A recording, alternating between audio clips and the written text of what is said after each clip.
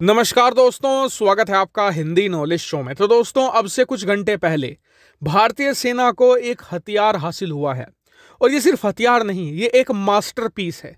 Masterpiece इसलिए क्योंकि इसे दो देशों की प्राइम टेक्नोलॉजी का इस्तेमाल करके बनाया गया है। जी हाँ, भारत ने इसे इजराइल के साथ मिलकर बनाया है। और आप सभी जानते हैं कि इजराइल का नाम ही काफी है, क्योंकि इजरायली टेक्नोलॉजी जहां पर लग जाती है वहां पर प्रिसीजन, एक्यूरेसी और लिथलनेस एक साथ आ जाती है। और इनका कॉम्बिनेशन किसी भी हथियार को बहुत ही ज्यादा डेंजरस बना देता है। सबसे खास बात यह है इस हथियार के बारे में कि इसका इस्तेमाल ना सिर्फ भारतीय सेनाएं करेंगी, बल्कि इजरायली डिफेंस फोर्सेस भी इसका बहुत ही बड़े लेवल पर इस्तेमाल करने जा रही है। और इसीलिए दोनों देशों ने अपनी जो सबसे बेहतरीन टेक्नोलॉजी है वो इसमें डाली हुई है।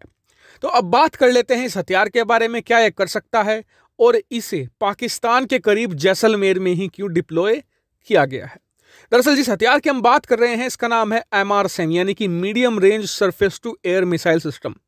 ये एक ऐसा एयर डिफेंस सिस्टम है जो पाकिस्तान की लगभग जितनी भी मिसाइलें हैं, जितने भी उनके लड़ाकू विमान हैं, उन सभी को अकेले दम पर रोक सकता है। और इस मिसाइल सिस्टम को बनाते हुए जो खास बात ध्यान में रखी गई थी कि इसकी एक्यूरेसी एकदम 100% होनी चाहिए। भले ही इसकी रेंज हमें आधी करनी पड़ जाए, लेकिन एक्यूरेसी पर कॉम्प्रोमाइज नहीं होना चाहिए। और इसीलिए इजराइल और भारत ने यहां पर अपनी जितनी भी टेक्नोलॉजी थी इसमें डाल दी है। जैसे कि ये कई सारे कंपोनेंट से मिलकर बना है। इसमें सबसे एडवांस रडार इस्तेमाल हुआ है, इसमें कमांड एंड कंट्रोल सेंटर है, इसमें मोबाइल लॉन्चर है, और सबसे खास बात इसमें रेडियो फ्रीक्वेंसी सीकर का इस्तेमाल हुआ है। साथ ही इसमें इंटरसेप्टर भी है, दुश्मन की मिसाइलें और लड़ाकू विमान मार गिराने के लिए। तो आप समझ सकते हैं कि कितने ज्यादा कंपोनेंट इसमें इस्तेमाल किए गए हैं ताकि इसमें कोई भी कमी ना रह जाए।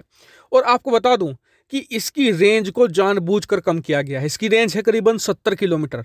कारण इसका यह है कि किसी भी मिसाइल सिस्टम की रेंज जैसे जैसे बढ़ती चली जाती है, उसकी एक्यूरेसी का जो परसेंटेज है वो कम होता जाएगा। जैसे कि अगर किसी मिसाइल सिस्टम की रेंज 100 किलोमीटर पर 100% है, तो वो 200 किलोमीटर पर 90% आ जाएगी, 300 पर 80% आ जाएगी।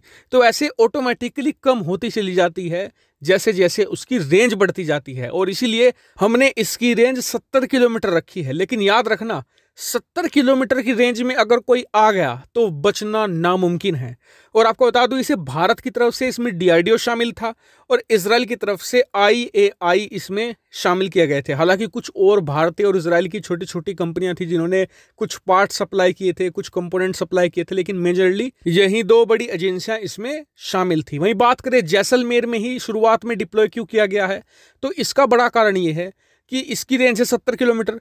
ऐसे में इसकी काट करने के लिए हमें इसे दुश्मन के बेहद ही करीब डिप्लॉय करना पड़ेगा, क्योंकि अगर हम इसे दिल्ली में डिप्लॉय कर देंगे तो फिर इसका कोई फायदा इतना होगा नहीं, फिर तो ये दिल्ली को कवर करेगा। लेकिन अगर हम इसे पाकिस्तान के बेहद ही करीब डिप्लॉय करेंगे तो फिर ये भारत में मिसाइलों को या फिर लड़ाकू विमानों को घुसने नहीं देगा।